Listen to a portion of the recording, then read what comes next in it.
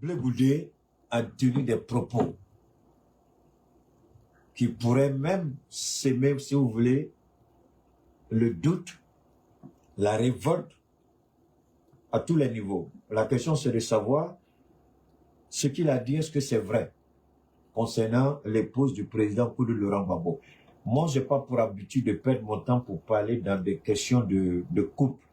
Mais comme Blé Goudé l'a envoyé dans un domaine beaucoup plus précis, avant de dire quoi que ce soit sur cette situation de Blé Goudé, je voudrais d'abord vous permettre de... On va écouter si vraiment il y a une part de vérité dans ce qu'il a dit. Donc, on va... Je sais pas, on va écouter pour voir si ce qu'il a dit est vrai. Je vais voir... Ok, on va écouter ce qu'il va dire. Avez-vous une fois entendu Dieu dans ce pays? D'accord, donc je vais sortir d'ici et puis on va se rabattre là. Une seconde s'il vous plaît. Oh, c'est compliqué. Ben, là, est-ce qu'on rend la tâche facile aux Ivoiriens avec de telles informations? Moi, c'est la question que je me pose. Est-ce qu'on rend la tâche facile aux Ivoiriens? Parce que ce que Blé a dit, c'est compliqué quand même. Il faut qu'on soit honnête. Ce qu'il a dit, c'est... On va écouter ça, si c'est... Qui nous a opposés. Une fois entendu Dieu dans ce pays. Quand j'étais en prison avec Jacques Goudé, il a fait ceci, il a fait cela. Ce qui nous a opposés dans ce pays, vous le savez. Et tout ce qui nous oppose aujourd'hui. Il casse. J'ai fait la prison avec lui. Aujourd'hui, le PPA, c'est un Cogep. Malgré tout ce qui nous oppose, vous l'avez une fois entendu dire, quand j'étais en prison chez Blé Goudé, je suis ceux avec qui j'ai fait vraiment la prison quand j'étais étudiant. Surtout Soul et les autres. C'est la première fois dans ma vie, prisonnier, que je sors d'une prison, que tout ce qu'on a fait à prison est sur la place publique. Ce monsieur qui vient de parler, mépris. Regardez comment quand il parle de moi. Écoutez bien, j'aime pas cette qualité-là, mais je vais parler ici. On va venir ici. Charles Blé Goudé, les militants de gauche se disent, mais comment se fait-il que Charles Blé Goudé, que l'on a connu pour le compte et dans la cause auprès du président Laurent Gbagbo, en vienne à refuser d'exécuter qui ressemblait à un ordre de celui qui est considéré comme son père? Comment vous réagissez? C'est peut-être là le nœud du problème.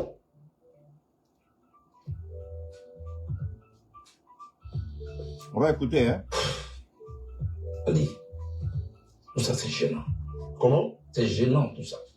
Vous savez, ça fait la 12e fois que dans ma carrière politique, j'ai fait la prison.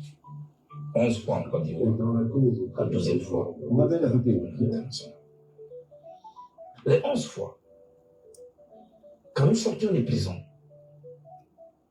on était unis. On va écouter, hein. J'ai fait la prison avec Dieu Soro. Tout ce qui nous a opposés. Avez-vous une fois entendu Dieu Soro dans ce pays dire, quand j'étais en prison avec Jacques Goudé, il a fait ceci, il a fait cela. Avec tout ce qui nous a opposés dans ce pays, vous le savez. Et tout ce qui nous oppose aujourd'hui.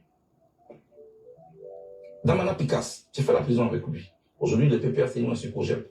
Malgré tout ce qui nous oppose, vous l'avez une fois entendu dire, quand j'étais en prison Charles Blé Goudé, je suis ceux avec qui j'ai fait vraiment la prison quand j'étais étudiant. Surtout Soul et les autres. C'est la première fois dans ma vie, d'ancien prisonnier, que je sors d'une prison, que tout ce qu'on a fait à prison est sur la place publique. Ce monsieur qui vient de parler, avec mépris. Regardez comment quand il parle de ma femme, il dit, je veux parler à cette dame. Il s'agit... Alors, je voudrais d'abord qu'on écoute avec raison, avec esprit ouvert. Parce que si vous avez déjà pris position par rapport à Nadi Bamba, ou par rapport à Blé Goudé, ou par rapport au président Gbagbo, je vous souhaite tout simplement, je ne le demande pas, hein, je vous souhaite la bonne continuation et en même temps je vous dis, certainement, ce direct, je répète, je vous dirai que certainement ce direct n'est pas votre direct. Je répète, si vous avez déjà pris position, peu importe la position que vous avez prise, pour ou contre, Nadi Bamba, Charles Blé Goudé, président de Laurent Gbagbo et autres, je vous souhaite la bonne continuation dans vos prises de position. Je respecte ça. Mais en même temps, je vous dis, je suis au regret, ici n'est pas votre place, c'est pas votre direct. Déconnectez-vous et puis ne dépensez pas vos unités au forfait pour rien, allez faire autre chose avec ça. Ça vous aidera. Keïta ne travaille pas bêtement pour quelqu'un. Keïta, il est à la solde de personne. Keïta travaille avec ses maigres moyens pour faire triompher ce qu'il considère à son niveau sa part de vérité. Cette part de vérité-là peut ne pas vous plaire, vous pouvez ne pas l'aimer. Je vous souhaite bonne chance avec la malhonnêteté. Peut-être que chacun peut avoir ça. Va dire ça à ta maman, bâtard de Yakin, va dire à ta maman que Blé Goudé est un lâche. On dit que tu sors de mon direct, c'est pas ta place. J'ai été assez clair. Vous n'êtes pas obligé d'être là. Mais si vous venez pour insulter Nadi, ou pour insulter Blé Goudé, ou pour insulter le président Gbagbo, je m'excuse. J'ai eu la chère qui m'a dit qu'il ne faut plus faire ça. Mais aujourd'hui, je vais faire une exception. Tous les bâtards, je vais les renvoyer là où ils viennent. C'est pas votre place. C'est mon argent que je prends pour vous informer. Vous ne contribuez à rien. Si vous voulez être négatif, je vous en prie, allez sur vos propres pages et puis insulter moi comme poisson pourri. Ça, c'est votre problème, c'est votre droit. Mais pendant mon direct, je ne permettrai à aucun bâtard. Je prends mon argent et puis tu vas venir m'insulter dans mon propre argent, c'est que je suis maudit pour accepter ça. Je ne suis pas journaliste professionnel, j'ai toujours dit. Je m'en fous, je ne travaille pas dans une télévision publique. Donc je n'ai pas une question de déontologie. Tu viens m'insulter, si je suis content, je te comprends. Mais si tu tombes sur moi, si c'est un mauvais jour, je vais t'allumer jusque dans le calvassal de ta maman. Ça que ce soit clair entre nous tous. Voilà. Alors, on va continuer d'écouter. Le Demba Traoré, pour le préciser, qui représente donc à la Le président m'a dit, je ne veux pas la cette dame. D'abord, le ton condescendant ne peut pas venir du président Gbagbo. Je vais montrer le visage. Que je sors d'une prison, que tout ce qu'on a fait à prison est sur la place publique. Ce monsieur qui vient de parler, attendez, hein, avec mépris. Regardez comment quand il parle de ma femme, il dit, je ne veux pas la cette dame. Il s'agit de Demba Traoré, pour le préciser. Ok. Qui représente donc à la Le président m'a dit, je ne veux pas la cette dame. D'abord, le ton condescendant. Alors, Blé Goudé, il faut aller et dire, depuis qu'il est sorti de prison, avec le président de Laurent Gbagbo, tout ce qui se faisait à La Haye a été versé sur la place publique en un mot, dans un petit français compréhensible. Mais en même temps, il dit, je crois que j'ai un suré là-bas. Oh là là, YouTube, ça recommence, hein. Ils sont forts. Donne-moi une seconde, on va essayer de... Donne-moi une seconde, avec YouTube, je vais voir ce que ça va donner. Ils sont en train de me fatiguer. Alors, on va voir. Donne-moi une seconde, je vais revenir rapidement sur YouTube. Je vais revenir rapidement. Non. Je vais... Donne-moi une seconde, je vais gérer rapidement YouTube. Ok, j'espère que ça va bien là. D'accord. Ok.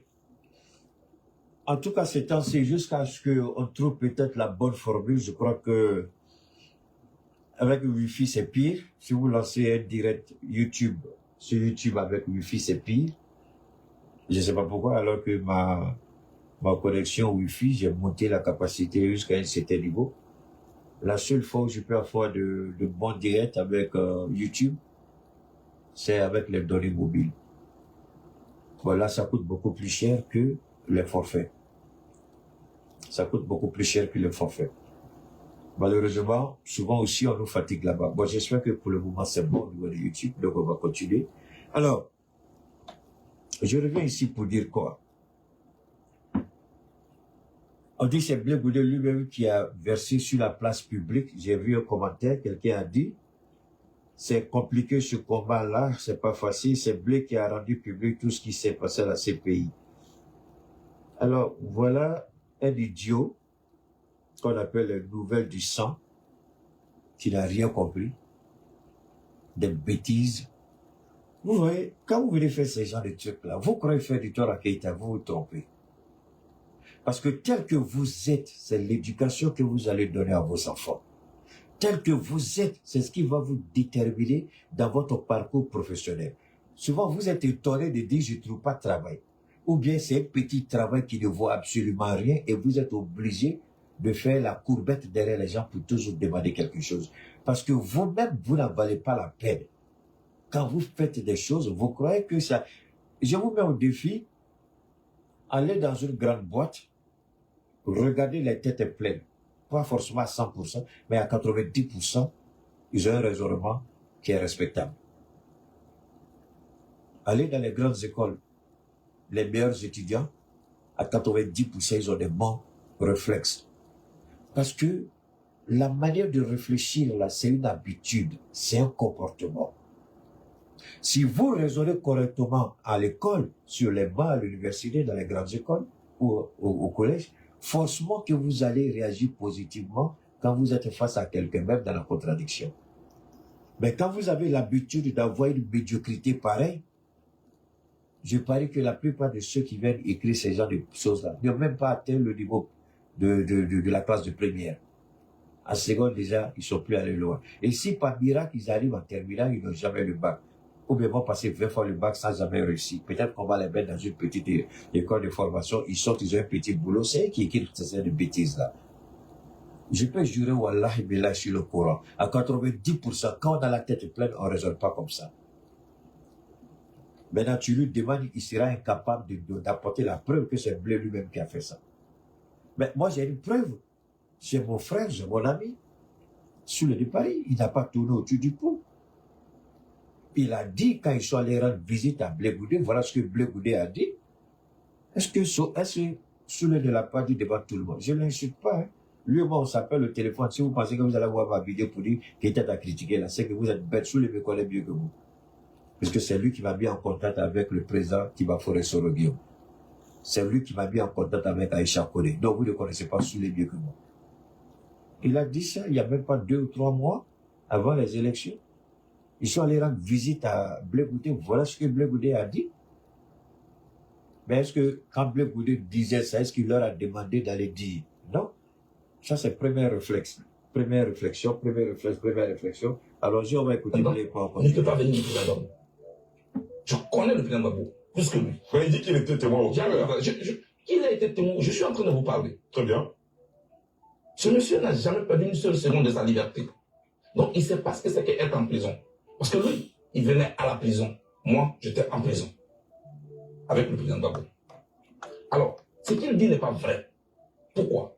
Je savais que c'était un complot. Aujourd'hui, comme vous insistez. Il a dit, je savais que c'était un complot. C'est la même chose, je me rappelle, j'avais dit à mon frère Soulé, j'ai dit, c'est vrai Soulé, quand on écoute tout ce que vous dites, c'est vrai que Blé Goudé a dit tout ce que vous avez dit, vous ne pouvez pas mentir, parce qu'on vous connaît comme un homme intègre, et dit de fois, vous dites toujours ces choses-là Soulé. Ça, je suis entièrement d'accord avec toi, mon frère.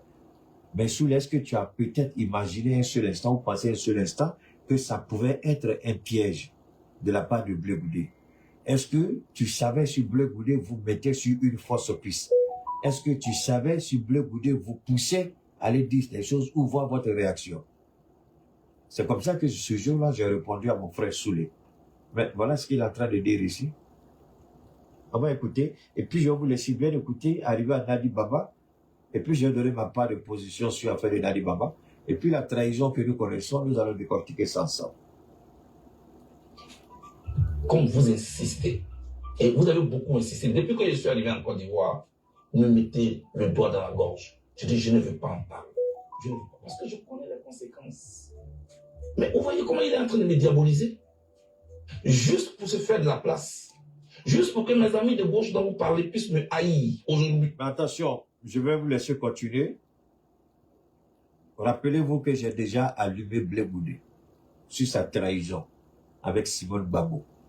Rappelez-vous que je ne suis pas de ceux qui le soutiennent, mais je ne suis pas un idiot, à tel point que si je vois quelque chose qui semble attirer mon attention, que je me comporte comme une bête, un abruti, un idiot, un homme qui est vidé de tout sens, de tout raisonnement, et puis suivre de façon stupide, parce que la personne, hier j'ai allumé Blé Goudé, mais aujourd'hui là, s'il fait bien, là, je vais dire qu'il a bien fait, demain il déconne, là, je vais l'allumer, voilà comment je vis. Moi je ne suis pas celui qui est bêtement, on a plâtré ton cou, tout ce que tu connais c'est devant, à gauche, à droite, tu ne peux pas regarder, parce que vous avez un avec Blé Goudé, tout ce qu'il dit est faux pour vous. Ça c'est votre choix que je respecte, mais je ne suis pas de ceux-là. Je ne suis pas quelqu'un et je ne hais personne. Tu fais quelque chose, je te recadre et puis j'avance. Je ne suis pas rancunier. Je dis ça toujours dans ma vie de tous les jours. Je ne connais pas la rancune. Ce que tu me dis, je t'allume, accepte, refuse, c'est ton problème. Moi, le lendemain matin, les gens seront étonnés. Ils disent, mais attends, c'est pas l'homme là qui t'a, mais la personne là qui t'a allumé hier, là. Mais les voilà causés, on dirait, y a rien. Parce que moi, là, je ne garde pas rancune. Ce qui fait que Dieu me met toujours à une position beaucoup plus élevée et je comprends les choses aisément. La rancune, elle va vous tuer. La rancune, elle va vous donner cancer. La rancune, je vous êtes là, vous ne pouvez pas vous réveiller, vous avez fait crise cardiaque dans votre lit. Parce que vous vous entourez d'énergie négative et puis vous voulez évoluer. Vous allez évoluer pour aller où? Mais cette négativité-là va vous mettre dans la pauvreté, dans la dépendance, vous ne serez rien. Les gens vont vous dominer. Moi, je ne vis pas comme ça. Aujourd'hui, je vais prendre le temps d'écouter ce qu'il a dit. Et si j'estime qu'il y a quelque chose qui n'est pas correct dans ce qu'il a dit, en ce qui le concerne, je le recadre. S'il y a quelque chose qu'il a dit à la femme de notre mentor à nous, le président coup de Laurent Gbagbo, et qu'on estime, parce que pour le moment, c'est la version de Charles Blé Goudé contre la version de Nadi Bamba. Et si elle ne parle pas, en français simple, on dit celui qui ne dit rien consent. Et comme il cite des noms, on a aussi la possibilité de demander à ces personnes-là si c'est vrai ou faux. Donc, il y a une réalité qui est là. Détestons Charles Blé Goudé, je suis d'accord. Haïssons-le, je suis d'accord. C'est pas ton problème, c'est vous que ça regarde. Mais ne venez pas me dire d'être un idiot comme vous parce que vous le haïssez. Ne venez pas me demander de me comporter comme une bête parce que vous êtes abruti. Je ne le ferai jamais. Je parle de ceux qui le détestent, de ceux qui le haïssent. Je ne parle pas d'innocentes personnes. Je vais clarifier ma position. Je parle des gens qui sont tarés, qui cherchent rien à comprendre. Ça dit même, soyez même un animal, on va vous attacher là où vous êtes et puis vous allez brouter. C'est mieux même que de vous appeler être humain. Parce que au moins, l'intelligence vous permet de dire ça c'est bon, ça c'est faux. L'intelligence vous donne la capacité de raisonner. Ce qui est devant moi, ce qui est vrai, ce qui est faux. Mais quand vous vous comportez comme des abrutis, il y a plein comme ça, on peut plus essayer. Ceux qui disent Gbagbo, il y a plein, surtout ceux qui sont de la diaspora là. Il y a des gens, mais moi, j'ai banni, même, j'ai dit, je ne veux pas écouter. Parce que souvent même, tu les regardes, des gens que tu respectes, tu vois leur raisonnement, parce que c'est Gbagbo ou rien, les gars, tu ne peux pas discuter avec une femme comme garçon. Tu ne peux pas. Apportez la preuve de ce que vous dites et les gens vont vous écouter. C'est de ça qu'il est question. On va écouter. Je vais leur parler aujourd'hui. Ok, il faut nous parler, on écoute. En prison, le président Gbagbo ne m'a jamais parlé par intermédiaire. Depuis que je connais, que je fonctionne avec lui, dans notre fonctionnement, il ne me parle jamais par intermédiaire. La seule fois qu'il m'a demandé de faire une commission, c'était dans sa cellule. Ok, on écoute ici. Moi, j'ai vu mon mentor, mon chef, tout malheureux. Ok. Il m'a fait une seule commission que j'ai menée à bien. Je vais vous citer des noms aujourd'hui. On en finit ça avec. Parce que mon silence risque de se retourner finalement contre moi. Ah, tu as bien compris alors. Président, qu'est-ce qui ne va pas? Il me dit, il y a un problème. Président, il y a quel problème? Ça, c'est la commission qui m'a faite. Il me dit, la maison qui sert de siège au Front populaire ivoirien appartient à Nadi Bamba. Comment? Petit, il faut laisser ça. Donc, elle est en colère. Est-ce que tu peux me dire? C'est ça que vous voulez que je parle ici? Ok. On va s'arrêter là un peu. Cette maison de Nadi Bamba, qui était le siège du Front populaire ivoirien, je voudrais demander aux Ivoiriens de bien écouter cette partie de Blé Goudé. Et en même temps, je demande aux Ivoiriens de repartir, de faire un bond en arrière au niveau de la crise post-électorale. Je vous en prie. Est-ce que vous vous souvenez, Ivoiriens, que la maison qui avait servi de siège de campagne du président Koudou Laurent Gbagbo pendant la crise post-électorale, quand le gouvernement d'Alassane Ouattara voulait saisir cette maison, on a entendu de façon claire et nette Ahmed Bakayoko a mené le combat. Là où il est dans sa tombe, là, il sait si je mens ou je dis vrai.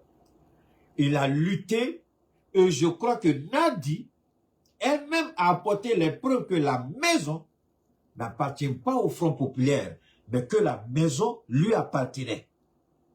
Ça, on a entendu ça pendant la crise post-électorale, quand ça chauffait et quand Gbagbo avait été arrêté, cette maison-là, comme vous savez, les voleurs du RHDP, enfin RDR à l'époque, avec les FRC, ils occupaient illégalement les maisons de tous les barons du Front populaire qui avaient quitté le pays. Et qui pouvaient aller au siège du Front populaire ivoirien après ce que Laurent Gbagbo venait de subir. Qui pouvait être là-bas? Qui était garçon pour aller là-bas? Il n'y avait pas garçon. Cette maison-là, Nadi a fait tout pour qu'elle ne soit pas occupée.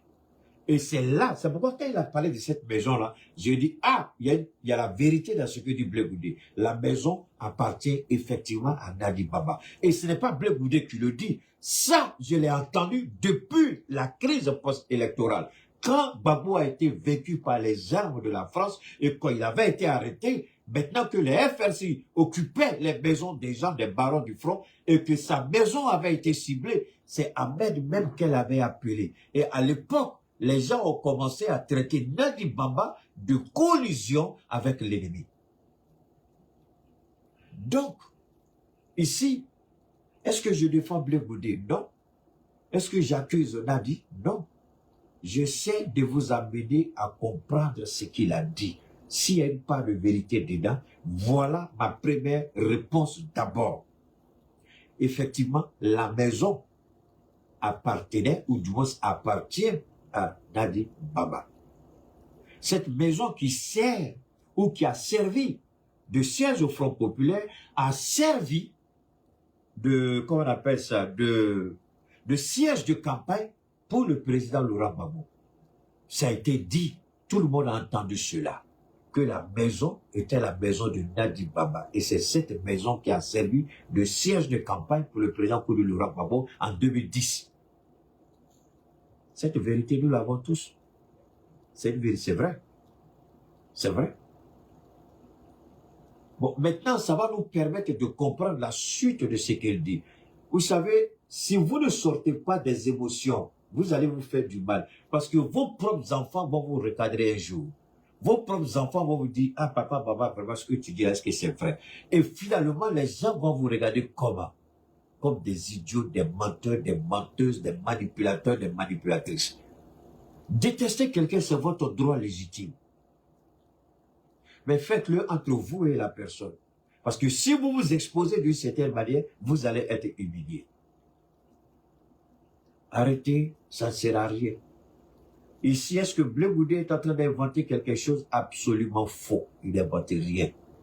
Pour la première partie de son intervention, la suite, je ne parle pas de ça. Mais ici, il n'a rien inventé. Tout ce qu'il dit est vrai sur la maison de Nadi Baba. La maison appartenait effectivement à Nadi Baba. Cela a été dit après la crise post-électorale. C'est la raison pour laquelle la maison n'a pas été saisie, parce que Ahmed Bakayoko a fait tout, il n'était pas le seul, y compris Soro Guillaume. Ils ont fait tout pour ne pas que cette maison soit saisie. Donc, est-ce que Charles Blé Goudé dit quelque chose de nouveau ici? Peut-être qu'il apporte l'information que beaucoup ne savaient pas. Mais en tout cas, pas moi, parce que moi, je le savais. Maintenant, on va écouter la suite de ce qu'il a dit. Ça, c'était ma première réaction d'abord. On continue. Vous me mettez en mission? Il dit oui. Afi Nguessan. Donc on disait qu'il était mon ami. Si j'étais en parlant avec lui, comment j'aurais fait cette mission?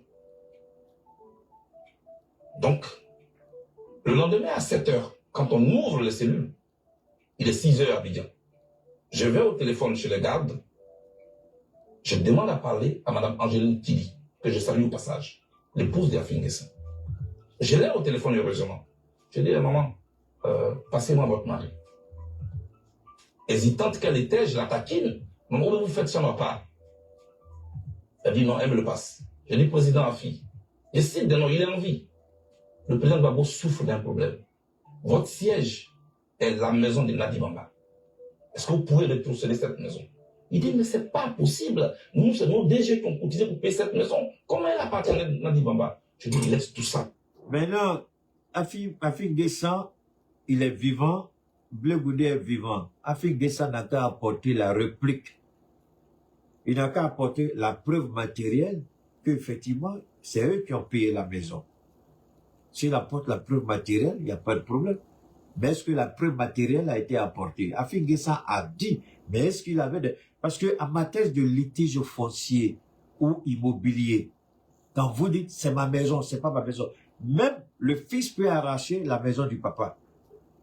Si se trouve que la maison du papa porte le nom du fils, et que le fils dit je ne veux pas voir tel ou tel frère, telle soeur dans la maison, le papa n'a pas le choix. Parce que la maison n'est pas à son nom. Le fils a le droit de mettre dehors qui il veut tant que la propriété immobilière porte son nom. Est-ce qu'Afi Guessa, quand il a dit ça à Bleu Goudé, est-ce qu'Afi Guessa peut témoigner qu'ils ont payé la maison? Parce que quand tu payes une maison, il y a un document qui est là. Tu payes une maison, il y a la preuve qui est là, la preuve de la transaction et le document de transfert du propriétaire initial à l'acheteur. Moi, j'ai acheté plein de choses. Mais pas beaucoup d'occasions, mais il y a des choses que j'achète. Donc aujourd'hui, là, moi, il y a des papiers, il y a des trucs qui sont en moi. Non, faut pas me dire, tu viens parler là, je te regarde, tu te racontes ta vie de maître, mais la réalité se trouve dans ma main. Parce que tant que vous n'avez pas ce document comptable qui sert de preuve, vous n'avez rien. Le jour où Bleu Goudé parlait à Afi Guessa, est-ce qu'Afi Guessa avait cette preuve? Il n'avait pas. Qui avait la preuve? Nadi Bamba. La maison n'a jamais été vendue, elle n'a jamais été achetée, même si elle a été, aucune preuve n'a été apportée. Donc, c'est eux qui ont perdu. On voit des gens, ils viennent, ah, j'ai acheté maison. On dit, voilà ma maison, on dit, t'as acheté maison. Il y a un autre qui vient, ah non, non, moi, la maison, c'est pour moi. Ok, entre vous deux, le juge dit qui a le document, un seul document, l'autre n'a pas de document. Ah, moi, j'ai payé telle personne, on dit, mais sans preuve, votre argent, c'est dans l'eau que vous avez jeté. Sans preuve, Afi Guessa, l'argent qu'ils ont sorti, c'est dans l'eau, ils ont jeté. La seule personne qui avait la preuve matérielle, la preuve juridique, la preuve comptable, la preuve administrative, c'était Nadi Bamba, c'était pas Afi Guessa. Alors, quand vous refusez de raisonner comme ça, et puis vous devenez des abrutis, vous permettez à raconter vos vies de merde là. Ici, c'est pas votre place. Président, fais-le au nom du président Gbagbo. Je t'en prie. Pour sa santé en prison, fais-le pour lui. Et dis, ok, comme elle m'a traduit en justice, Là, c'est le président Afi. Donc, Nadi avait envoyé le président Afi en justice. Ça, c'est un. Est-ce qu'elle avait tort? Elle avait raison. Maintenant, ce que je savais par contre, c'est que la maison était louée. Ce n'est pas parce que la maison était pour Nadi Bamba qu'elle habite gratuitement. C'est ce que beaucoup ont cru. Mais c'était faux. La maison était louée et elle percevait le loyer. Voilà, elle percevait le loyer. Bien avant la campagne et pendant la campagne. Puisque c'est le siège du parti qui a servi de siège de campagne pour le président Laurent Gbagbo. Et vu que c'était le siège du parti qui était la maison de Nadi Bamba, puisqu'elle était payée, elle n'a pas donné gratuitement, elle était payée. Donc c'est cette... Effectivement, quand Laurent Gbagbo tombe, il n'est plus disponible, il est en prison à La Haye. Nadi Bamba, certainement, elle a besoin de liquidité. Elle dit, cette maison-là, j'ai besoin de la maison. Elle aurait pu peut-être proposer à Afi Guessa d'acheter la maison, je ne sais pas trop. Peut-être qu'il la même chose qu'il a dit à Bleu Goudé, certainement, c'est ce qu'il lui a dit. La maison-là, on l'a payée. Alors, comme Nadi sait que la preuve matérielle n'est pas avec Afi Guessa, elle ne s'est pas fâchée. Comme tu dis, tu as payé, là, il n'y a pas de problème. À la justice, là, tu vas monter la preuve que tu as payé. Donc, elle les attaque en justice, ils perdent le procès. Évidemment, c'est elle qui gagne puisque c'est elle qui a tous les documents comptables. Le document administratif, c'est elle. Il n'y a jamais eu de transfert de propriété au nom du Front populaire ivoirien. Donc, quelque part, Afi Guessa s'est senti trahi. Bon, ça, c'est à leur niveau là-bas. Ils peuvent chercher à approfondir. Mais ce qu'il faut comprendre ici, c'est d'abord ça. Elle avait le droit de récupérer sa maison. Elle voulait récupérer sa maison. Afi Gissa qui croyait, c'était pas de la mauvaise foi, il croyait que la maison appartenait au parti, ce qui n'était pas le cas. Donc du fait qu'il y avait aussi, il ne faut pas oublier, à cette époque, il y avait un bras de fer tendu entre, qui le repose en paix, Abdraman Sangaré et Afi Gissa pour avoir comment vous appelez ça? Pour avoir la gestion du parti. Abdraman Sangaré a lutté jusqu'à sa mort. Il n'a pas pu récupérer le Front populaire ivoirien. Donc n'oubliez pas qu'à cette époque, ce que Blé Goudé dit ici est directement lié à cette crise entre Afi Gissa et les dirigeants du Front populaire qui étaient restés en Côte d'Ivoire, qui n'avaient pas été interpellés, Abdraman Sangaré et les autres. Donc à ce niveau-là, Dadi Baba a estimé que Afi Gissa, en tout cas le Front populaire qu'il avait, au regard des victoires qu'il a rapportées en Côte d'Ivoire, qui faisait de lui le président officiel et légitime, juridiquement parlant et politiquement parlant du Front populaire ivoirien. Laurent Gbagbo, qui n'a pas été impliqué directement, c'est Abdraman Sangaré qui menait le combat. Dadi Baba a estimé que Afi Gissa ne pouvait plus rester dans cette maison puisque il est en train de se battre contre son mari pour lui arracher son arme politique de combat qui est le Front populaire ivoirien. Donc elle aussi, elle est rentrée dans la danse pour récupérer sa maison. C'est là, vu qu'elle a gagné le procès et qu'elle savait très bien que Afi Gissa aussi venait de gagner un autre procès face à Laurent Gbagbo, du moins à ceux qui se réclamaient du Front populaire ivoirien. Donc la justice avait donné la gestion politique du Front populaire ivoirien à Afi Gissa. Donc qu'est-ce que vous voulez? Et en lui donnant la gestion politique, le siège y allait avec. Parce que si Dadi Baba avait gagné face à la justice, elle avait le droit de prendre des huissiers pour expulser le Front populaire de sa maison. Mais pourquoi elle n'a pas été capable de prendre des huissiers pour expulser Afi Gissa de la maison? Alors, moi, c'est à ce genre de réflexion que j'invite ceux qui ont la grande gueule, les moutons gores, là. Pas eux tous, mais les moutons qui sont vraiment gores. Ayez une intelligence. Parce qu'avec ça, là, vous n'allez jamais pouvoir diriger le pays un jour. Je l'ai dit une fois il y a longtemps, je le répète. Changez de posture. Montrez que vous avez quelque chose dans la tête pour qu'on vous respecte. Mais ne venez pas vous comporter comme des animaux, des abrutis qui n'ont rien. La seule chose que vous avez en tête, c'est la haine contre quelqu'un. Mais cette haine ne vous permettra pas de diriger la Côte d'Ivoire un jour.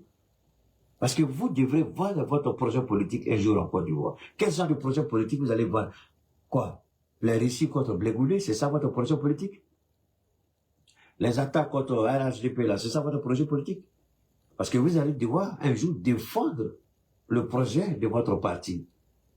Mais vous ne serez pas en mesure de le faire si déjà vous êtes psychologiquement, moralement, vous avez un blocage dedans. Comment vous allez parler? Comment vous allez convaincre? Parce que votre habitude de négativité deviendra un comportement en vous. Voilà pourquoi le blanc dit, l'habitude est une seconde nature. Si vous êtes négative, cette négativité va vous suivre jusqu'à la fin de votre vie. C'est là que vous devez comprendre et puis devenir plus intelligent. Dadi n'est pas votre sujet. Beaucoup de Gores disent que c'est elle qui est le piège autour de Gbagbo Laurent. Mais vous dites, moi c'est ce que je ne comprends pas chez les Gores. Surtout il y a un petit qu'on appelle soldat de Gbagbo. Bon lui souvent il dit des bêtises, mais souvent il parle bien. Alors, vous attaquez Dadi Baba. Maintenant, Blé Goudé vient vous dire, c'est Dadi Baba qui est à l'origine de mon problème avec Laurent Gbagbo. Maintenant, vous ne cherchez plus la vérité pour savoir si Blé Goudé a raison ou tort. Vous continuez tous d'attaquer Blé Goudé, alors que vous avez le même problème avec Blé Goudé, Dadi Baba. Au lieu de vous donner les mains pour mener le même combat, vous attaquez, donc vous allez en rendre disperser. Heureusement, Blé Goudé a son propre parti. Vous allez faire quoi maintenant? Parce que depuis longtemps, on me dit que Dadi n'est pas bonne. Je n'ai jamais vous dit, je ne rentre pas dedans tant qu'elle ne me montre pas. On m'a appelé ici, des gens du PPAC. Elle est une infiltrée auprès du président. On a dit plein de choses sur elle. Mais jamais vous ne m'avez vu sortir attaquer Dadi. J'ai dit, j'attends qu'elle me montre la preuve de ce qu'il y a. Même ici, pour moi, ce n'est pas une preuve suffisante pour l'attaquer. Parce qu'elle est la présidente de mon bateau. Et ce jour-là, j'ai dit au Gore, là, j'ai dit, moi, je ne vous comprends pas. Vous avez quel genre d'éducation? Là, tu nous insultes, là. J'ai dit, je vous ai raté. Vous insultez la femme de votre papa. Est-ce que ça va dans votre tête? Si elle a un problème, là, pourquoi vous ne discutez pas avec votre papa? Si elle a un problème, là, pourquoi vous ne discutez pas avec elle? Et c'est là que c'est la même question que je vais poser maintenant à Blé Goudé. Et écoutez ce qu'il va dire. Tu parles la fille qui parle. Demandez au président de lui demander de me donner quelqu'un de confiance pour que le problème soit réglé devant un huissier. Moi, je suis très content parce que je vais de réussir un exploit pour mon patron. Alors, quand Afik Guessant dit au président Gbagbo, donnez-moi quelqu'un de confiance, tout de suite, le président Gbagbo aurait dû comprendre, sinon qu'il savait déjà, puisqu'il était en contact avec Nadi Baba, il savait déjà qu'il y a eu un contentieux judiciaire entre Nadi Baba et le président Afik Guessant. Donc, le président Gbagbo savait tout ça. Souvent, il est bon aussi de regarder l'attitude du père quand vous voulez attaquer les autres. Gbagbo est bon, ça, on peut le dire. Mais dans la vie, elle ne peut pas tout avoir. Gbagbo peut être un très grand politicien. Mais peut-être, c'est pas, ma bouche est trop petite pour parler de ça, mais il va se trouver qu'il y a un petit aspect de sa vie que, bon, peut-être, il a laissé un peu les choses se détériorer lui-même, sans le savoir. Et le cas, Stéphane Kipré fait partie. Ce qui se passe ici avec Nadi Baba, ne vous étonnez pas avec Stéphane Kipré. Et c'est là un peu mon président s'est tellement abaissé un peu sa garde. Parce que l'homme aussi, c'est vrai, vous pouvez être un très bon politicien, vous pouvez être dynamique, fort et puissant. Mais si vous ne savez pas aussi vous imposer, c'est compliqué. On va écouter Blé Goudé et on continue. Je vais donc dans la cellule du président Gbagbo, il est président. Le problème est résolu. Demandez à Nadi Bamba de nous donner un nom. Je vais donner la fille, m'attend au téléphone. À la CPI, le président a oublié de se lever pour aller au téléphone chez les gardes. Donc ceux qui racontaient que, oui, il y a des appareils enregistrés, tout ça c'est faux. Tout est suivi à la CPI. Il est parti. Il a demandé le numéro. Il est venu. Il m'a donné un nom. Comment il s'appelle? Ousmane Si Savani. Avec son numéro. Voilà le nom qu'il a dit Bamba a donné. Tout content, je vais au téléphone. Je dis à Fingessan, voici le numéro. Le samedi, nous descendons donc dans la salle de visite. Nadi Bamba est contente. Merci Blé. La maison a été rétrosautée.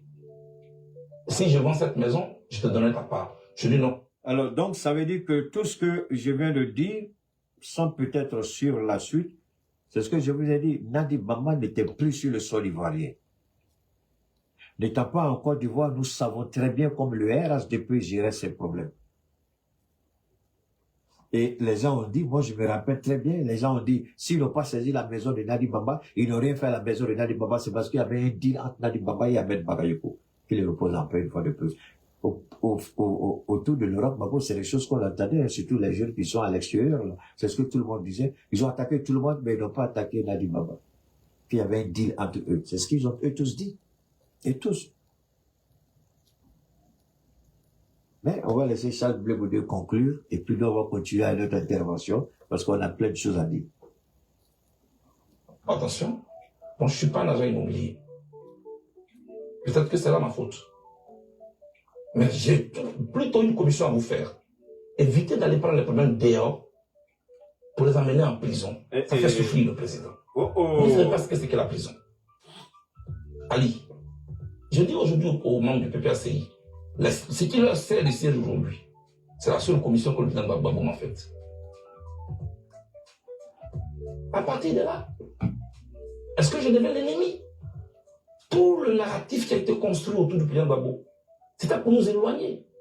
Avec le même conglomérat qui aujourd'hui désobéit à l'ordre du président Gbagbo et qui est en train de partir. Comment tu te conglomérat, vous faites allusion à qui? Mais il y a Stéphane Kipré, qui est parrainé par Nadi Bamba, avec tout le groupe des anciens UNG. C'est eux qui aujourd'hui sont venus nous diviser à la gauche. Regardez, Lida Kwasi est en prison. Papa. Damara Picasso est en prison. Wow. Kone Boubacar en prison. Wow. Tous les camarades de gauche sont en prison. Ah bon? Le conglomérat de l'UNG est derrière. La gauche ivoirienne est victime d'un complot d'infiltration. Des gens qui ont mis en place un plan d'expropriation et un plan d'appropriation. Voilà ce dans quoi nous sommes. En ce qui me concerne, le président Gbagbo n'a pas refusé de me recevoir. Alors, pourquoi ici, vous avez un problème avec Blé Goudé. C'est pourquoi il est important, c'est-à-dire que attaquons Blé Goudé sur ses prises de position politique, c'est-à-dire ses déclarations publiques, ses actions publiques, ses propos publics, ses engagements publics, ses alliances publiques, telles qu'avec l'ex-premier Dan Simone. C'est bon. Mais intervenir d'une certaine manière entre lui et le président Gbagbo, sans connaître au minimum la quintessence même de, c'est-à-dire de ce qui les oppose, vous-même vous créez une opposition. Voilà une autre déclaration ici que vous, Gore, vous avez toujours soutenue. Stéphane Kipré, Nadi Bamba et bien d'autres sont des infiltrés pour déstabiliser l'héritage politique ou la continuité de la lutte politique du président Laurent Gbagbo. Et voilà que Blé Goudé le dit, cette fois-ci de façon claire, sur un plateau de télévision, et le monde entier a entendu Blé Goudé. Est-ce que ici, vous devrez continuer à vous attaquer à Blé Goudé? Je ne vous dis pas d'être ami avec lui, d'être partenaire avec lui, ou bien vous allez mettre un peu de Namakoudi dans votre vin pour éviter au moins chaque fois d'être sur tension et dire des bêtises. Ici, est-ce que c'est pas votre palabre que Blé Goudé est en train de faire? Les Gore qui veulent rien comprendre. Ici, Blé Goudé vous a fait une fleur, là. Parce qu'au moins, voilà une voix qui dit ouvertement ce que vous êtes en train de manipuler. Parce que vous n'aviez à l'époque aucune preuve. Mais Blé Goudé sort maintenant avec la preuve tangible. Et c'est là que vous devez remercier Blé Goudé, mais vous allez l'attaquer encore. Que Dieu vous aide à mieux comprendre les choses, Gore. On continue d'écouter. Ali, j'ai jamais voulu parler. Nadi Bamba m'a envoyé mon ancien directeur de cabinet. Ok. Quand on était en semi-liberté. Je cite des noms ce soir. Vous étiez encore à La Haye ou à La Haye. Ali Derasouba. Et m'a envoyé Diaby Youssouf, qui vient me trouver à 3 h du matin dans mon hôtel à La Haye. Il dit qu'il a été envoyé par Nadi Bamba. Je lui dis de me faire une commission que voici. Et les vendeurs ce soir. Dis à Blé Goudé que tant que je suis en vie, il ne verra plus jamais Laurent Gbagbo de ses yeux. S'il l'a vu, c'est à la télévision. S'il l'a entendu, c'est à la radio. Mais mieux, j'ai dit pire, dis-lui que tôt ou tard, j'aurai sa peau. C'est la commission que Diaby Youssouf, votre directeur de cabinet, vous fait. Oui, et je lui dis, mais Diaby. Alors, je vais attendre un tout petit peu. YouTube, là, ils essaient d'empêcher le direct par tous les moyens. Une fois qu'on essaie de monter, les gens bloquent, ça descend. Une fois que c'est en train on veut exploser, les gens, ils créent une situation, et puis la vidéo est figée. C'est comme il y a un problème. D'accord? Et puis là, ça complique un peu. Hein? Je voudrais vraiment dire aux gens de YouTube, là, d'être, on va permettre. C'est pourquoi j'ai dit, alors écoutez bien ce que Blé Goudé dit ici. C'est phénoménal. Ici, je parlerai de révélation. Pas de révélation prophétique. C'est pas de la prophétie. Mais c'est quelque chose qu'il a vécu. Quelque chose qu'il a... Dans une seconde, on va essayer de voir si... Non. Dans une seconde, on va revenir rapidement là. Voilà. On va... Alors, vous voyez, c'est ça qui est dangereux dans cette situation. Je vais vous amener à écouter une fois de plus et puis on va continuer. Blé Goudé que tant que je suis en vie, il ne verra plus jamais Laurent Gbagbo de ses yeux. S'il l'a vu, c'est à la télévision. S'il l'a entendu, c'est à la radio. Mais mieux, j'ai dit pire, dis-lui que tôt ou tard, j'aurai sa peau. Ça, c'est fort.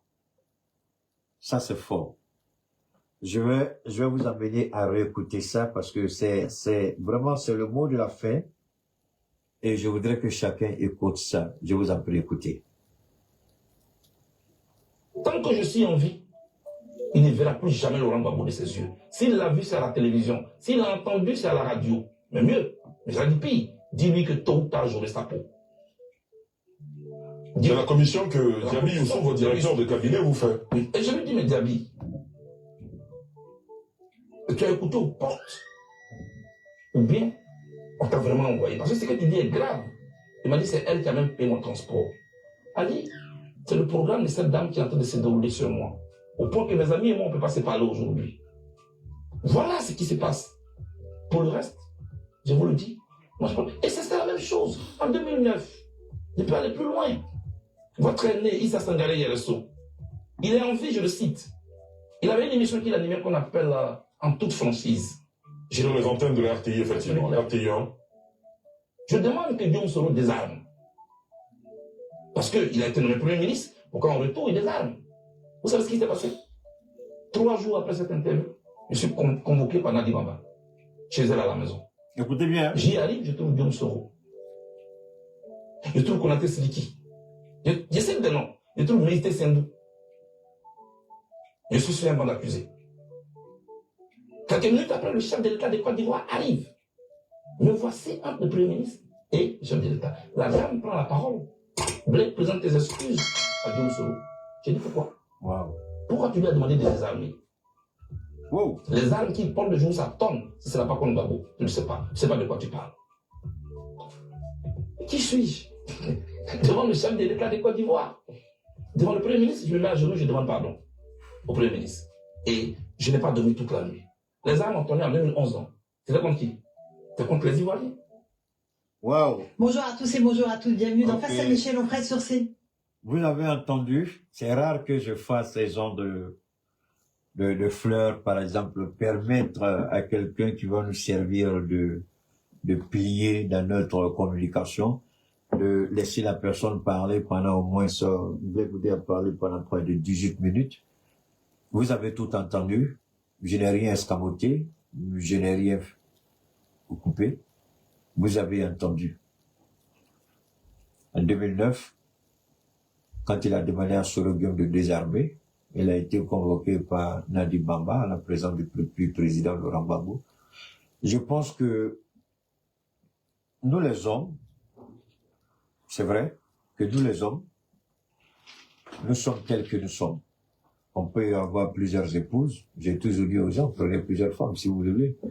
Et je m'en priverai pas si Dieu m'en fait la grâce. Je dis, mais le président Laurent Gbagbo a commis une erreur. Quand vous allez marier une deuxième, troisième femme, ne livrez pas à la pâture la première dame. Le président Gbagbo a fait ça. Ne laissez pas vos épouses vous manipuler. Le président Gbagbo a laissé Nadi Bamba le manipuler. Je peux le dire aujourd'hui avec cette aisance. Ce n'est pas normal. Qu'est-ce que Blé Goudé a à gagner en citant des noms? Qu'est-ce que Blé Goudé a à gagner en disant, en tenant ces gens de propos? La question ici, les Ivoiriens peuvent dire, mais attendez, est-ce que Nadi Bamba était alors, elle est responsable des 3000 morts? Puisque c'est elle qui a demandé à Blé Goudé de présenter ses excuses, et c'est certainement elle qui a dit au président Laurent Gbagbo que Soro ne désarme pas. Les Ivoiriens seront en droit de se poser cette question, donc les 3000 morts. Alors, on serait encore à mesure de se poser la question, mais les tournées qu'elle est en train de faire là, est-ce qu'elle est en train de se moquer des Ivoiriens? Ou elle est réelle? Est-ce qu'elle est sincère? Parce que actuellement, c'est elle que Gbagbo a envoyé pour aller voir les familles des victimes. Mais quand vous entendez Nadi parler, et quand vous trouvez face à cette situation de révolte, de rébellion au sein du PPACI, Stéphane qui préhaute, mais vous posez des questions, mais attendez, qu'est-ce qui ne va pas? Parce que la femme que dépeint ici Blé Goudé n'est pas celle que nous voyons aujourd'hui. Quelque chose qui m'étonne, sérieusement. La femme dont nous parle Blé Goudé, est-ce que c'est cette femme que nous voyons aujourd'hui? Non. Non. Ou bien, est-ce qu'elle serait une Zelensky? C'est-à-dire une comédienne qui joue très bien son jeu. Parce que Zelensky est le plus grand comédien que l'histoire de l'humanité ait jamais connu. Le président ukrainien. La question c'est de savoir, est-ce que réellement, cette Nadi Bamba dont nous parle Blé Goudé, est-ce que c'est la même Nadi Bamba aujourd'hui? Ah, le Coran. Je crois que le Coran, c'est l'avantage, non? C'est pourquoi quand les petits bâtards viennent parler, là, ils m'énervent, ils racontent leur vie de merde. Ouais, on fait la transition On était sur le lithium. Maintenant, on est passé sur EDM, énergie. La transition est tellement rapide. Au début, ça mettait du temps, mais maintenant, c'est tellement rapide. Souvent, vous ne vous apercevez même pas que vous êtes passé sur la chose comme du courant à la batterie. Vous ne voyez même plus les choses. C'est au niveau de la télé que je ressens ça plus. Alors, je continue encore, je repose la question. Est-ce que la même Nadi Baba que nous voyons aujourd'hui auprès des familles des victimes, est-ce que c'est de cette même Nadi Baba que nous parlons d'écouter? On serait tenté de dire oui, mais quand nous regardons le comportement de Stéphane Kipré, qui de surcroît est le beau-fils de Laurent Gbagbo, quelqu'un qui a marié une des filles jumelles, je crois bien, de Laurent et de Simone. J'ai entendu dire qu'au départ, Gbagbo ne voulait pas, mais c'est Simone qui a mis la pression pour qu'il accepte. Mais quand vous regardez Kipré, moi, la première fois que j'ai entendu le nom Kipré Stéphane, j'ai un peu tiqué. J'ai dit, ah, là j'étais aux États-Unis, on dit, ah, Stéphane Kipré a marié des filles de Laurent Gbagbo. J'ai dit, ah, parce que j'avais un petit de quartier qui s'appelait aussi Stéphane Kipré. Je pensais que c'était lui. Mais le jour où j'ai vu la photo du gars, il dit, ah, c'est pas le même Stéphane Kipré, lui aussi c'était un petit bêtise. Mais quand vous regardez Stéphane là, je sais pas ce quels années de mariage ils ont fait, hein. Mais nous, au moins, on nous voit souvent, même si on est du land, il faut avoir beaucoup de femmes. Nous, on nous voit au moins avec nos multiples femmes, avec nos multiples épouses. Je parle des musulmans qui sont habilités. D'ailleurs, Dieu n'a jamais dit aux gens de ne pas prendre 2 femmes. Donc ça, c'est un faux débat. Je remercie mon frère Gideon qui mène ce combat-là. Alors aujourd'hui, quand vous regardez Stéphane, il est faux en tout, il est faux. Il n'est pas réel. Il n'est pas réel. Et j'écoutais mon frère aussi, Johnny. J'écoutais mon frère Johnny qui parlait de Stéphane. Comment il a doublé Macky Sall, comment il a doublé Denis Sassou Nguesso, comment il a manipulé certains chefs d'État, l'origine de sa fortune, il en parlait, tout ça. Mais aujourd'hui, la vérité éclate d'une certaine manière. Est-ce que Blé Goudé, quelles sont les raisons pourquoi Blé Goudé a fait ça? On peut se poser une multiple question. Pourquoi il a fait ça? Et puis en même temps, on peut se poser la question, est-ce que c'était, je ne sais pas trop, qu'est-ce qu'il a gagné en faisant ça? J'ai une philosophie et j'ai toujours dit aux gens, Maya, ça va bien? J'espère que tu vas bien, Maya. Alors, moi j'ai une philosophie très simple. Ne rejetez pas tout comme dit Dieu. N'acceptez pas tout comme dit Dieu. Prenez le temps de réfléchir et de savoir ce qui a été dit s'il n'y a pas de vérité dedans.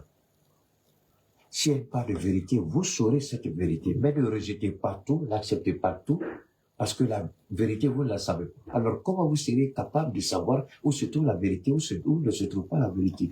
Quand vous allez faire preuve d'esprit critique. L'esprit du discernement. Mais l'esprit du discernement, quand cet esprit est cloudé c'est quel mot? Ça n'existe pas, je viens de créer. En anglais, cloud, ça veut dire nuage. D'accord? Cloud, en anglais, c'est nuage. Donc, cloudé, ça veut dire assombri. Ça veut dire que quand votre esprit est assombri, quand vous mettez le voile sur votre esprit, vous ne voyez plus rien. Vous devenez l'aveugle. Vous marchez les yeux fermés. Mais l'esprit a des yeux comme... Alors, est-ce que vous savez que les yeux de l'homme sont partis du constat de l'esprit de Dieu? Aïe, Keita, le menteur a commencé encore. Hey, subhanallah, il va nous mentir encore. Au départ, est-ce que l'homme devrait avoir des yeux? Allez-y demander à Dieu. Dieu a fait un constat d'abord avant de créer l'homme. Et il a donné à l'homme 2 yeux. C'est pas les 2 yeux, hein? Non. Quand je dis 2 yeux, je parle de 2 paires d'yeux, hein? 2 paires ici, là, vous voyez? Ben, il y a d'autres yeux que vous ne voyez pas, mais qui sont directement connectés aux yeux physiques. C'est-à-dire, les yeux physiques de l'homme voient, et les yeux de l'esprit vont là où les yeux physiques ne peuvent aller, et ce que les yeux de l'esprit, ils vous amènent à une certaine réflexion. Vous cogitez, vous réfléchissez, vous analysez et vous tirez une conclusion. Mais il faut que l'esprit que vous avez soit suffisamment futé, malin, fort, pour aller rechercher cette vérité et vous l'apporter. Mais quand vous enfermez vous-même votre esprit dans une prison et puis vous jetez la clé, ben vous réagissez comme les boutons du RHDP. Vous n'avez plus de conscience, vous n'avez plus de raison, vous n'avez plus de moralité, rien en vous n'existe, tout est faux.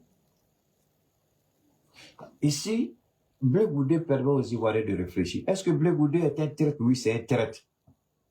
Mais comment tu peux croire en traître parce qu'on n'est pas traître tous les jours? Il y a quelques rares fois où on dit la vérité. Et comme c'est une des rares fois où il a dit la vérité, il faut écouter. Je ne vous demande pas de croire en Blé Goudé, mais je vous demande de réfléchir sur ce qu'il a dit. C'est totalement différent. Croire en Blé Goudé, c'est croire bêtement tout ce qu'il a dit. Mais réfléchir à ce qu'il a dit, c'est analyser les propos point par point, où se trouve la part de vérité dedans. Donc, réfléchissez sur ce qu'il a dit. Parce que vous perdez votre temps la plupart du temps, vous les gars, tellement que Blé Goudé est devenu une aide pour vous, vous ne réfléchissez même plus quand il s'agit de Blé Goudé. Vous insultez, vous insultez, vous insultez, et vous ne cherchez même pas à savoir si c'est la vérité ou le mensonge. Parce que quelques rares fois, il donne des points de vérité. Mais alors, ici même,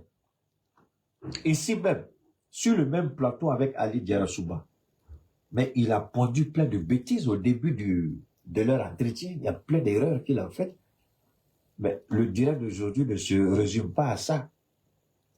Non. Je vais développer, je vais revenir sur ça dans un prochain direct. Ça peut être ce soir, ou ça peut être tout demain matin, ou ça peut être tard dans la nuit. Peu importe l'heure, mais je vais faire un deuxième direct. Aujourd'hui, je vous présente ce qu'il a dit sur Dadi Baba. Aujourd'hui, je vous parle sur ce qui est là et je permets à chacun d'aller réfléchir. Dadi, ici, je ne t'accuse pas.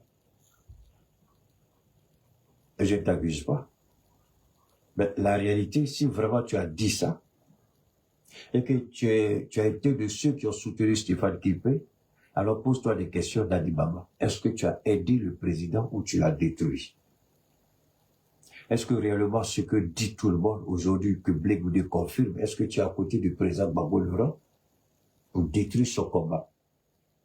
Parce que c'est la raison pour laquelle Simone Gbagbo, tu as fait tout pour qu'elle soit chassée de l'aéroport, pour qu'elle ne reçoive pas. Parce que finalement, tout ce qu'on est en train de dire Dadi Baba, quelque part, les gens, est-ce qu'ils ont tort sur toi? Mais on peut cacher son jeu comment, forcément, tôt ou tard, ça va se savoir. Et le président Laurent Gbagbo, je pense qu'il a été au niveau d'émotion, au niveau des sentiments, je crois que le président Gbagbo est un peu faible. C'est mon papa, mais s'il est un peu faible. C'est un homme politique très aguerri. Mais au niveau émotionnel et sentimental, je crois qu'il est un peu faible. Parce qu'il aurait pu voir et comprendre rapidement dans le jeu de Dadi. Si réellement c'est un jeu qu'elle fait. Et il aurait pu comprendre tout de suite que même si Simone est tout ce qu'on peut dire, mais il n'aurait pas dû, même s'il lui a dit de ne pas venir à l'aéroport et qu'elle est venue, il pouvait gérer ça avec elle sans l'humilier publiquement devant toutes les caméras du monde. C'est ce qu'il a fait. Et moi, je peux dire une chose en tant que Djoula. Le Djoula que je suis. Avant l'islam, nos parents mariaient plusieurs femmes. Donc l'islam n'a fait que limiter le nombre à 4.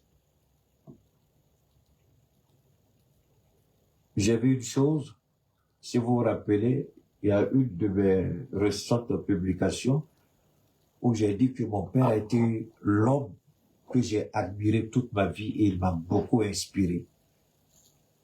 Si mon père était faible, qu'il repose en paix, il aurait épousé la petite sœur d'Oufou, Djeneba. Mais à l'époque, vous pensez réellement que Oufou, qui était le doyen de la politique dans ce monde-là, tu pouvais dire non à sa petite sœur au regard de tout ce que cela peut apporter comme richesse, renommée, gloire, fortune et puissance, autorité et pouvoir. Mais il a dit non, parce qu'il avait déjà bouclé le chiffre de 4. Alors, qu'il allait divorcer pour épouser Djeneba. Mais il est resté digne dans ce botte. Il a maintenu cette relation avec la famille Oufou, mais il n'a jamais divorcé d'aucune de ses femmes pour épouser Djeneba. Mais mon père avait cette force de caractère-là. Est-ce que Laurent Gbagbo ne peut pas avoir cette force de caractère? Il peut l'avoir. Ce n'est pas parce que c'est votre épouse que vous pouvez tout accepter. Je ne suis pas contre les femmes, mais je ne suis pas pour les manipulatrices. Aucune femme au monde, tu vas venir me manipuler dans ma vie. Je peux te regarder à mon majorité, mais ne prends pas ça pour de la faiblesse, parce que tôt ou tard, je vais te recadrer d'une manière ou d'une autre. Gbagbo Laurent est témoin, j'estime qu'il a été un peu faible à ce niveau-là. Mais c'est mon père, j'ai pas envie de dire des choses qui ne sont pas appréciables.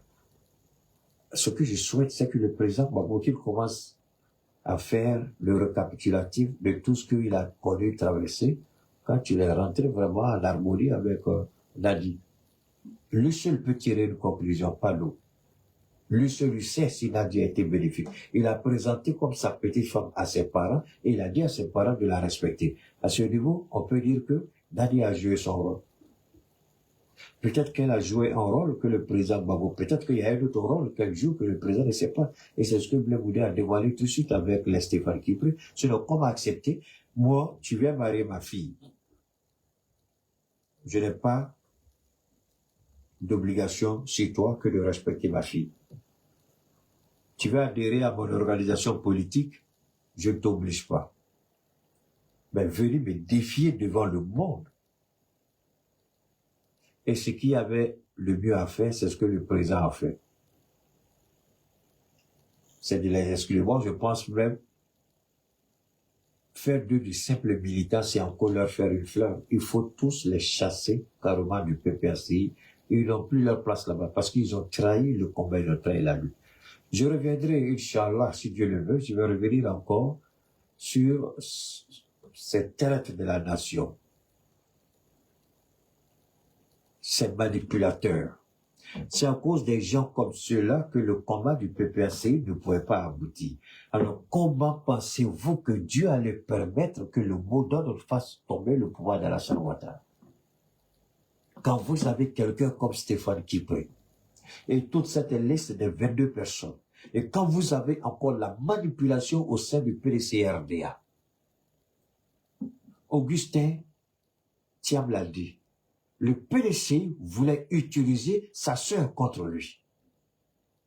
Au PDCI, on enlève le nom de Gikawi et on met un nom de quelqu'un qu'on ne connaît même pas, un président de club de soutien. Même pas de club de soutien. Voilà.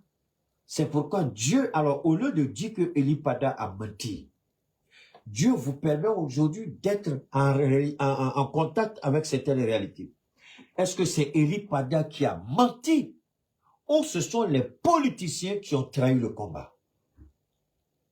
Deuxièmement, je pose encore la question. Est-ce que c'est Eli Pada qui aurait menti ou ce sont les politiciens qui ont trahi? C'est là où Keïta va et Eli Pada n'y va pas. Il se limite, selon lui, à donner des messages. Moi, je vais au-delà, donne-moi une seconde. Moi, je vais au-delà des messages. Je répète, moi, je vais au-delà des messages. Je vais au-delà des messages, je le répète. C'était fondamental. C'est important. Les Ivoiriens doivent se poser la question. Est-ce que c'est Eli qui nous a menti? Ou ce sont les politiciens qui nous ont trahis? Je vais vous répondre sans détour, sans me tromper. Ce sont les politiciens qui vous ont trahis.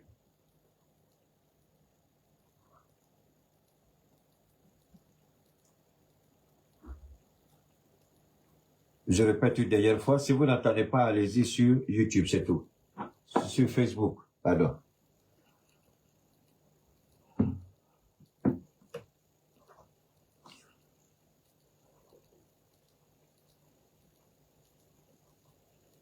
Une dernière fois.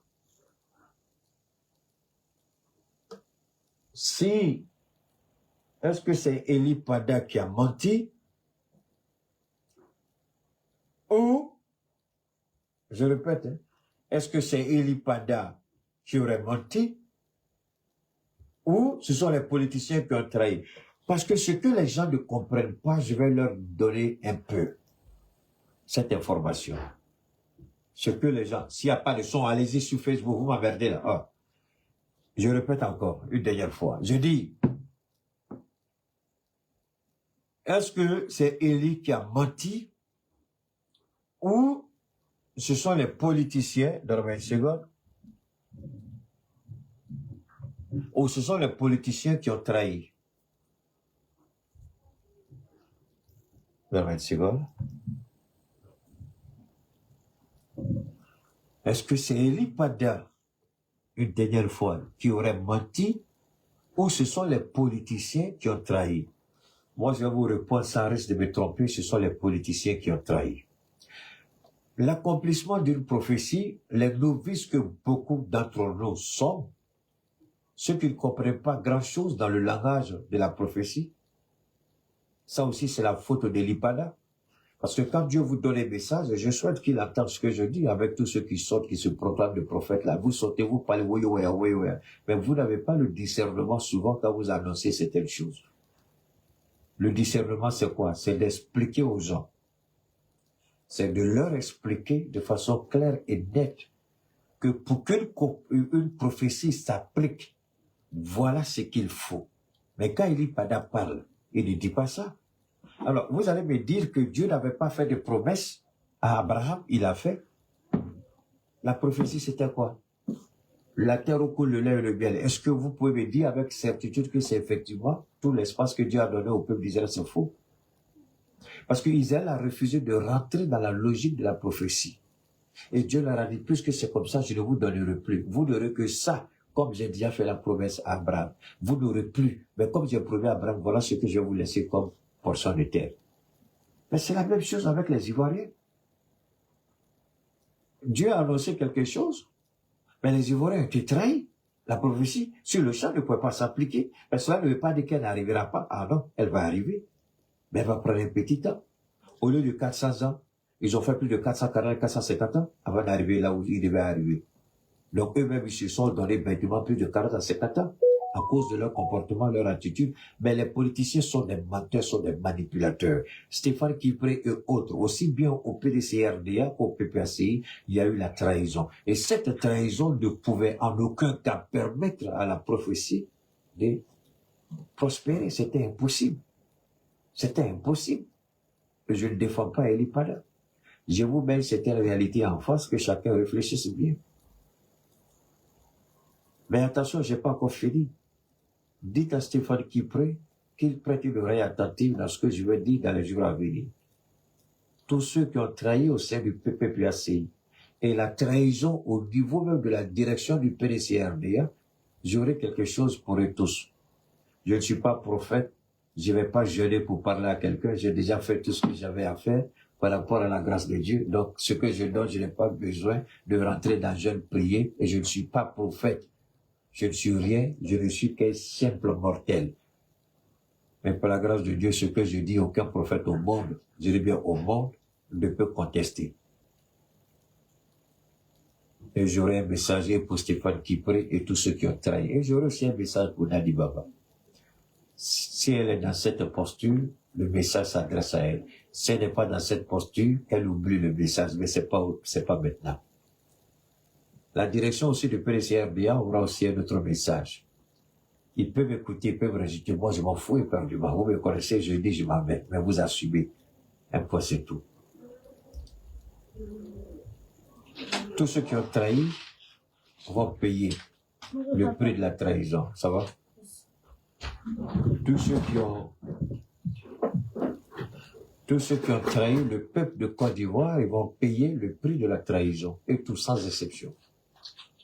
Je répète, tous ceux qui ont trahi vont payer le prix de la trahison. Je parle des politiciens d'abord.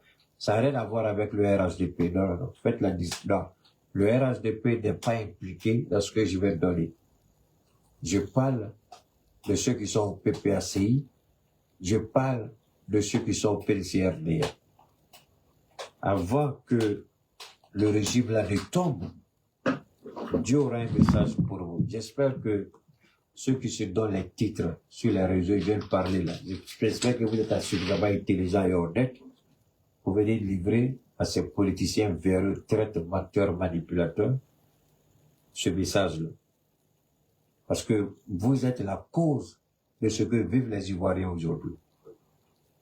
Je répète, le PDC RDA a une responsabilité dans ce que vit la Côte d'Ivoire aujourd'hui.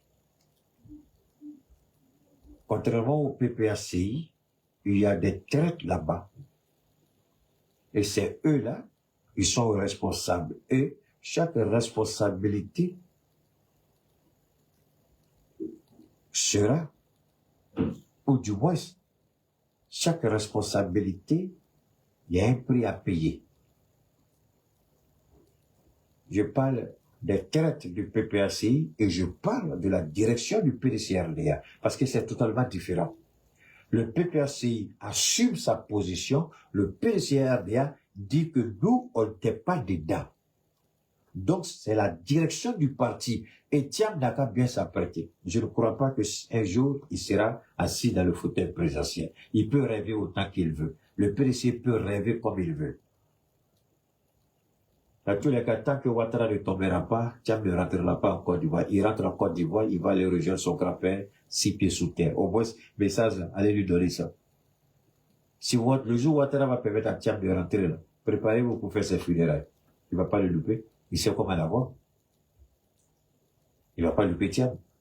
Parce que Thiam a eu la grande gueule d'attaquer Ouattara. Il a dit plein de choses sur Ouattara. Et il y a des procès ici qui l'attendent. Je ne crois pas qu'il va rentrer. C'est pourquoi je dis, tant que Ouattara ne peut pas rentrer. Donc, on va se retrouver, si Dieu le veut. On va se retrouver et puis on va aborder d'autres sujets. Si Nadi est responsable de quelque chose, les Ivoiriens, vous allez tirer toutes les leçons.